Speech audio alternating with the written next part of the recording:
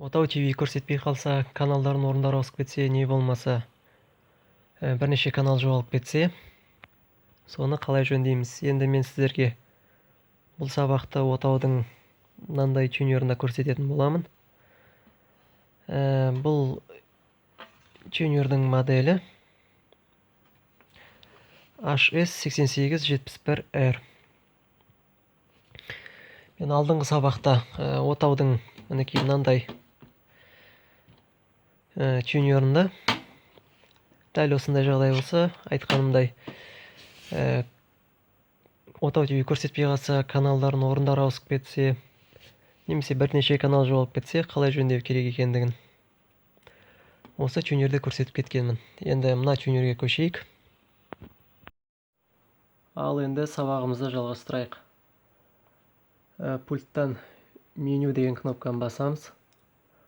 Шыққан менюдан оңға солға стрелка кнопкаларымен, екеуін біреусімен заводские настройки деген табамыз. Мінекей заводские настройки деген табылды. Енді соған астыға стрелка тұрған кнопканы басып түсеміз. Ортаңғы ОК кнопкасын басамыз. Пароль 4.0. 0-ді 4 рет басамыз. Мына шыққан терезеден көк жазуды ОК-ға апарамыз. Мінекей ОК көк болды. Енді ортаңғы ОК кнопкасын басамыз. Енді мына шыққан менюдан язык интерфейса русскийда қала берсін. Облыстан өз облысыңыз таңдайсыз. Ол үшін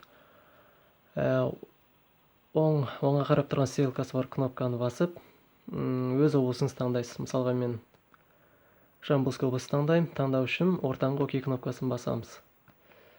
Масштаб изображенияға да дәл солай оң жақ стрелка бар кнопкасын басамыз. Жоғары көтереміз. Жоғары стрелкасы бар кнопкамен ортаңғы ОК кнопкасын басамыз.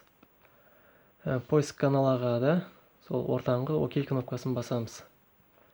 Енді спутник таңдау үшін дәл солай оң жақ стрелка кнопкасын басып, астыға түсіреміз. Астыға стрелка қарап тұрған кнопканы басып, кассат 3-ке.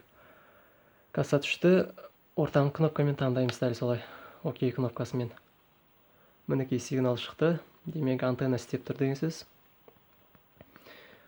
Енді төмен қарай ең астына осы астыға қарап тұрған стрелкасы бар кнопкамен түсіріп, поиск каналаға ортаңғы ОК кнопкасын басамыз. Енді күтеміз.